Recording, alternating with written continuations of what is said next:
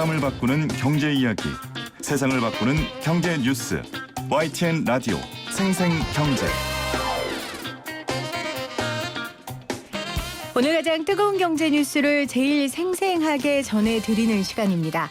사상 첫 연간 매출 100조 원 클럽에 입성한 현대차 소식을 얼마 전에 전해드렸는데 너무 안타깝습니다. 중국의 부품 공장 가동이 멈추면서 현대자동차 조업이 중단되는 초유의 사태가 벌어졌습니다. 현대자동차뿐 아니라 쌍용자동차 그리고 르노, 삼성자동차까지 공장 가동 중단을 결정했습니다. 정말 큰일인데요. 오토타임즈 오아름 편집장 나오셨어요. 안녕하세요, 편집장님. 네, 안녕하세요. 제가 이렇게 속이 상한데 네. 편집장이 얼마나 속상하시겠어요. 맞아요. 만나고 같이 이야기 나누고 취재하는 분들이 다 자동차 업계 분들인데 네. 분위기가 좀 어때요? 다 우울해요. 근데 이게 뭐 비단 자동차 산업 얘기만이 아니잖아요. 그러니까 뭐 전국적으로 또 세계적으로도 이슈인 얘기이기 때문에 뭐 그냥 모두 다 네, 우울해하고 있습니다. 그러게요. 중국으로부터 부품을 받지 못해 자동차 공장이 멈춰 선다는 거예요. 이게 지금 현대차만이 아니라 지금 어떤 회사, 어떤 공장, 어느 정도 규모로 언제부터 공장 가동이 멈추는 겁니까? 네, 궁금한 게 너무 많으시네요. 너무 많아요. 네. 네. 우선 한국 GM만 제외하고 나머지는 거의 공장을 멈추거나 멈추려고 준비 중이거나 아니면 이제 생산 물량을 좀 줄이거나 하는 식으로 대응을 좀 하고 있습니다. 우선 현대차의 경우에는 울산 공장만 1에서 5까지 5개가 있고요. 또 아산 공장, 전주 공장 이렇게 해서 공장이 총 7개가 있어요. 네. 그런데 이게 다 멈춘다는 얘기입니다. 그러니까 오늘 멈춘 곳이 울산 5공장인데 여기는 이제 제네시스를 대체로 생산하는 공장이고요.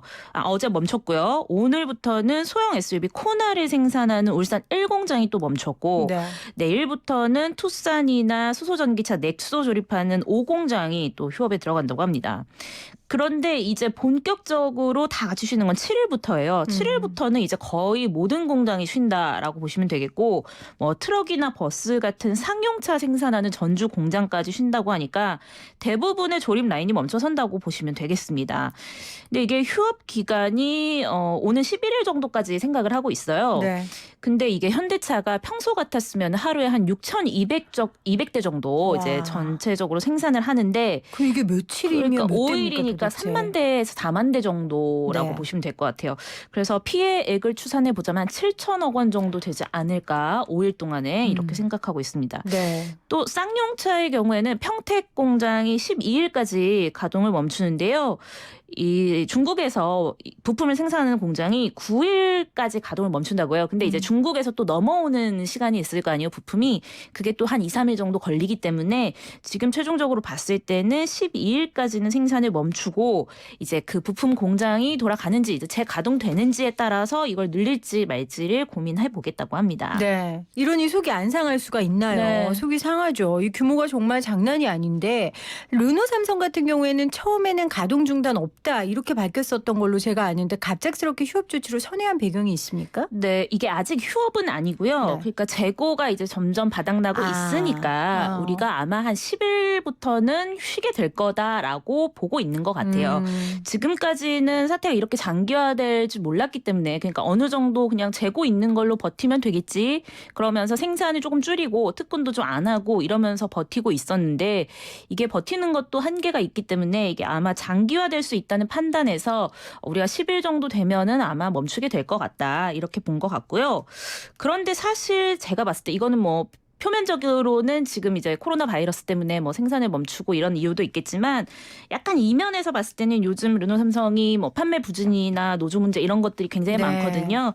그래서 오히려 좀 한숨 고르면서 생산량을 조절해 나가는 시기가 될 수도 있지 않을까 이렇게 살짝 보고 있습니다. 울고 싶은 사람 뺨 때린 격일 수도 있겠네요. 네. 그러니까 좀 쉬고 그렇죠. 싶었는데 네. 이제 명분이 왜냐하면 이제 그런 문제 때문에 쉬게 되면 여러 가지 비난도 있을 수 있고 그렇죠. 비판이 있을 수 있으니까 그렇다고 한다 해도 네. 어쨌건 속상한 건 속상한 거예요. 맞습니다. 이렇게 중단하게 되면 거기에 있는 뭐 노동자 관련 산업하는 분들이 제일 힘들기는 하지만 네. 사실 소비자 같은 경우에도 이 차를 기다렸던 소비자들 같은 경우에도 더 기다려야 되니까 예를 들면 현대차 팰리세이드 같은 경우에 굉장히 오래 기다렸잖아요. 네. 제 친구도 이거 기다리고 있거든요. 근데 이렇게 부품 부족 사태가 나면 정말 기약 없이 기다려야 네. 되는 거예요?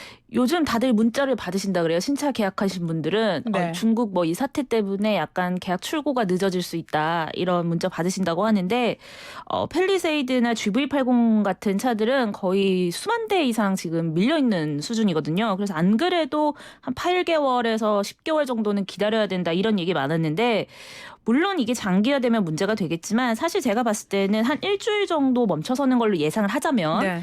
그렇게 본다면 사실 타격은 그렇게까지 크진 않겠지만 문제는 기약이 없는 게 문제라고 봅니다. 그러니까 언제 정말 딱 생산을 할 수 있다라고 나온 게 아니라 이게 언제 해결될지 모르는 거잖아요. 그러니까 기약이 없이 자꾸 늦춰지는 것 때문에 약간 좀 이제 기다리지 못하는 소비자들이 이탈을 할 수 있기 때문에 문제가 될 수 그렇죠. 있어 보입니다. 그렇죠. 제가 알기로는 그래도 국내 자동차 부품의 국산화율이 꽤 높은 걸로 네. 아는데 몇 프로 정도 됩니까? 한 지금 90%? 국산화는 네, 90%가 넘었죠. 네. 그런데 그러면 지금 중국에서 어떤 부품을 지금 조달받기 이렇게 셧다운 사태가 이어지는 거예요? 이게 국내 부품이에요. 국내 업체 부품인데 공장이 중국에 있는 겁니다. 거군요. 네. 그리고 지금 가장 문제가 되는 거는 와이어링 하네스라는 부품이에요. 근데 이 우리나라 1차 벤더들이 다 중국에서 이걸 생산하고 있기 때문에 약간 네. 문제가 됩니다. 뭐 유라코퍼레이션이라던가 경신 이런 데가 가장 큰데요. 이두 공장은 대부분 중국 산둥성에 밀집해 있습니다. 물론 국내 공장도 있고요.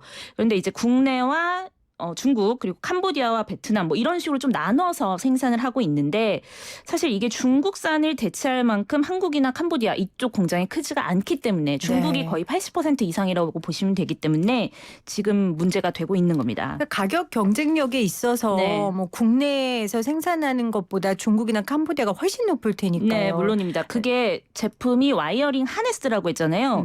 이게 전선 뭉치라고 보시면 되는 거예요. 그러니까 이게 전력 공급하는 데 사용되는 전선의 뭉치인데 전선 뭉치니까 사실 이게 수작업으로 다 이루어집니다. 이렇게 뭉쳐서 묶는 건데요. 네. 수작업으로 해야 되기 때문에 뭐 고도의 기술이 필요한 게 아니라 인건비가 거의 아하. 대부분인 거예요.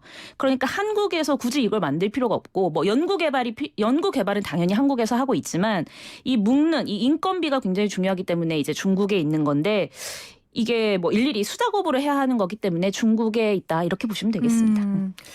정말 이게 자동차 업계 얘기만이 아니네요. 네, 맞습니다. 지금 하다못해 이 부품은 사실 컴퓨터에도 들어간다 그래요. 이게 전선이잖아요. 네. 그러니까 컴퓨터에도 들어가는데 이게 장기화되면 이제 컴퓨터의 생산까지도 약간 문제가 있지 않을까. 뭐 그렇게 되면은 컴퓨터 생산도 못하게 되니까 뭐 반도체까지도 타격 입을 수 있다. 뭐 이런 얘기도 나옵니다. 그 자동차라는 게 사실 하나만 없어도 완성품이 안 되는 거잖아요. 네, 그렇죠. 그러다 보니까 지금 부품 하나가 뭐 기술력이 뛰어난 부품이든 아니든 네. 그 한 개 한 개가 너무 중요하기 때문에 지금 와이어링 하네스라는 이 부품 때문에 공장이 셧다운이 되는 게 현실적으로 지금 가능한 지금 네. 그런 상황인 거예요. 그럼 아까 말씀 중에 캄보디아나 베트남 공장도 있다고 했는데 네. 거기서 조달받는 부품으로는 턱도 없습니까? 네, 택도 없습니다. 이게 아이고야. 유라 코퍼레이션과 경신이라는 곳에서는 캄보디아나 베트남 공장이 있기는 있습니다만 이게 거의 뭐 10%도 안 될 거예요, 아마. 그러다 보니까 여기서 물량을 가져와서 생산을 하게 되면 몇백 대 정도밖에 하루에 생산을 못 하는 거기 때문에 그걸 위해서 또 전체 공장을 돌리기에는 아무래도 좀 비효율적이기 때문에 우선은 여기서 최대한 생산을 해보겠다라고는 했지만 아직 그 생산 물량을 따라가지 못하고 있습니다. 네. 사실은 저희가 인터뷰하기 전에 우리 편집장님한테 뭐 쌍용이나 현대차나 좀 연결을 부탁드렸어요. 네. 직접 통화해 보시니까 네. 아무래도 이게 좋은 소식이 아니다 보니까 그렇죠. 그분들이 뭐 인터뷰하기가 곤란하시겠죠. 네. 그런 어려움을 좀 말씀하셨는데 그래도 업계에서 좀 이야기 나눠 보면 좀 언제까지 되겠지 뭐 이런 네. 그런 예상 없습니까? 지금은 사실 이게 자동차 업계만의 문제가 아니기 때문에 기다릴 그렇죠. 수밖에 없다라고 보고 근데 아주 단기적으로 보자면 한 일주일 정도 넉넉히 잡았을 때 일주일 정도는 우리 업계에 그렇게 큰 영향을 미치진 않을 거다라고는 일단 일주일 보고 있어요. 쉬어도 일주일 정도는 쉬어도 왜냐하면 영향은 안 미칠 그렇죠. 거다. 왜냐하면 주말에 특근을 한다거나 일주일 쉰 거는 야간 특근으로 메우면 되니까 이게 뭐 1년의 스케줄을 봤을 때 그렇게 큰 영향을 미치지 못할 거다라고 생각은 하긴 합니다. 그런데 이게 사실 완성차 업체나 1차 벤더의 문제라기보다는요. 아까 말씀하신 것처럼 이 부품 하나가 없으면 자동차 전체 생산을 못하게 돼요. 그러면 2차, 3차, 4차 벤더로 갈수록 문제가 심각해지는 건데 그런 부품사들은 굉장히 영세하기 때문에 정말 최말단에 있는 업체의 경우에는 하루 이틀만 쉬어도 공장이 뭐 유지를 못한다던가 네. 뭐 당장의 대금을 뭐 다음 주에 갚아야 된다던가 뭐 이렇게 하루 벌어서 하루 먹고 사는 그럼요. 업체들이 있기 때문에 그런 이제 딸린 부품사들이 굉장히 문제가 되는 거거든요. 그러니까 이제 뭐 현대차도 당연히 문제고 1차 벤더들도 문제지만은 이렇게 자동차 산업 전반까지 문제가 될 수 있다라는 점을 좀 지적하고 싶습니다. 자동차 산업 전반에 문제가 될 수 있다. 지금 일단 일주일까지 공장이 셧다운 돼도 자동차 산업엔 큰 영향이 없다고는 우리가 하지만 일주일 이후에 이게 다시 재개될 수 있느냐 없느냐가 너무 네. 불투명하고 지금 오늘자 중국 누적 사망수가 490명, 네. 후베이성만에 65만 명이에요. 지금. 그리고 확진자가 2만 4천 명 돌파했고요. 후베이성만 65명이에요. 죄송합니다. 코로나 누적 사망 490명, 후베이성에서만 65명, 그리고 확진자는 2만 4천 명 돌파한 지금 상황이기 때문에 이게 일주일 이후에 이게 전혀 네. 그렇죠. 그 비관적인 이야기를 하기가 너무 죄송스러운 상황이지만 진짜 걱정입니다. 자동차 산업이 좀 이번에 좀 기지개를 펴나 했는데 중국 정부가 결국 어떻게 하느냐에 달린 문제 아니겠어요? 어떻게 될 것 같으세요? 일주일 후에도 이렇게 계속 갈까요? 이게 어쨌든 11일을 지금 거의 기점으로 보고 있는데요. 네. 11일부터 공장을 다시 돌릴 수 있느냐라고 보는 것은 이제 중국에서 뭐 결정이 되는 사안이기 때문에 기다려야 되는 건데 바로 받게만 되면 우선 지금까지는 중국 공장들은 9일까지만 휴무하고 우선 다시 조업하겠다라고 했으니까 네. 하루 이틀 정도 이제 부품 들어오는 것까지 생각을 하면 저희가 11일부터는 사실상 생산을 할 수가 있습니다. 그런데 지금 후베이성에서는 휴무를 13일까지 재연장을 하겠다 뭐 이런 말씀도 나왔는데요. 그렇게 되면은 이제 국내 생산 중단도 더욱 길어질 수밖에 없어 보이죠. 네. 네, 그래서 이제 적어도 한 달 이상이 지났는데도 생산이 만약에 안 되게 되면은 그때는 이제 글로벌 판매나 다 그런 것도 문제가 될 거고 굳이 지금 현대차를 기다릴 필요 없이 다른 차로 이동하는 수요들이 분명히 생길 거기 때문에 그때는 이제 실적에도 문제가 될 수 있을 거로 보입니다. 자, 그러면 그 자동차 업계 주가 부분도 좀 살펴보고 싶어요. 일단 오늘 현대차는 올랐던데요. 네, 어젠가 바로 하점을 찍었다가 살짝 올랐더라고요. 네. 저도 보니까 그러니까 어제는 하점을 찍었고요. 네, 이게 2, 3일 정도는 계속 좀 하락세를 유지하다가 오늘 보니까 좀 올랐어요. 다시 방점을 찍은 것 같은데 이것도 어쨌든 이제 현대차의 글로벌 실적에는 그렇게 큰 영향을 미치진 못한다고 본 게 우선 장기적으로 가진 않을 거라고 본 것 같습니다. 그러니까 지금 연초잖아요. 그러니까 연초에 이 정도는 사실 일주일 정도 되게 단기적으로 보면은 365일의 조업 기간 중에 그렇게 큰 부분을 차지하지는 않거든요. 그리고 이제 뭐 주말 특근이라던가 야근을 통해서 충분히 극복할 수 있는 문제들이기 때문에 사실 사태가 장기화될 거다. 뭐 현대차에 영향을 미칠 만큼의 어떤 충격은 없을 거다라고 판단을 하는 것 같습니다. 네. 쌍용차 같은 경우는 어떻습니까? 지금 보니까 내렸고 사실 쌍용차는 그 내부의 이제 노동자들 문제라든지 네. 해고자 문제가 계속 이슈였기 때문에 네. 쌍용차는 더 이렇게 그렇죠. 회복하기가 힘들지 않을까 싶어요. 쌍용차는 지금 몇 년 동안 계속해서 그러니까요. 굉장히 힘든 상황이에요. 그래서 올해는 약간 한국GM처럼 뭐 정부에 어느 정도의 도움을 요청해 놓은 상황이기도 하고요. 그래서 쌍용차에게 가장 중요한 거는 이제 정부가 어떻게 나올 것이냐, 한국GM처럼 좀 도움을 줄 것이냐 아니냐 여기에 따라서 이제 모기업인 마인드라도 본인들이 투자를 할 것인가 안 할 것인가를 정한다고 했기 때문에 네.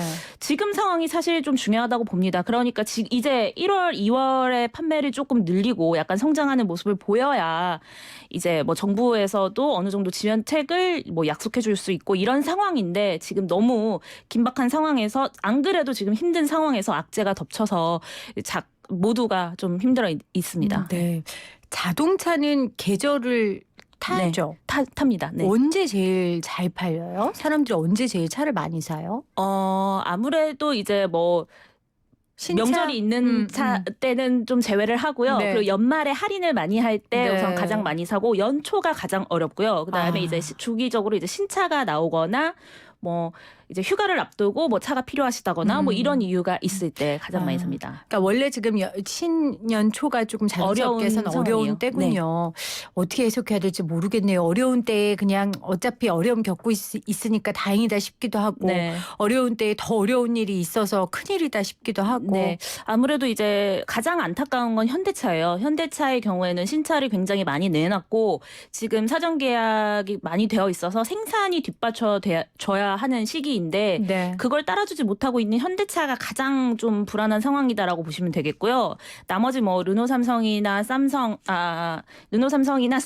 네. 그리고 한국GM의 경우는 사실 막 이렇게 신차를 내놓거나 판매를 많이 증폭시켜야 할 시기는 아니기 때문에 이참에 약간 고르고 갈 수 있는 오히려 전화위복을 할 수 있는 그런 시기가 될 수도 있을 것 같고요. 네. 이제 한국GM의 경우에는 뭐 아직 생산을 중단하지 않았고 수출을 잘 하고 있는 상황이기 때문에 뭐 그렇게 큰 문제가 없을 것 같습니다. 네, 현대자동차, 쌍용 그리고 르노삼성까지 공장 가동 중단을 결정했습니다. 관련된 내용 오토타임즈 오하름 편집장과 이야기 나눴습니다. 고맙습니다. 네, 고맙습니다. 모든 인쇄 가능한 성원 에드피아 온라인 주문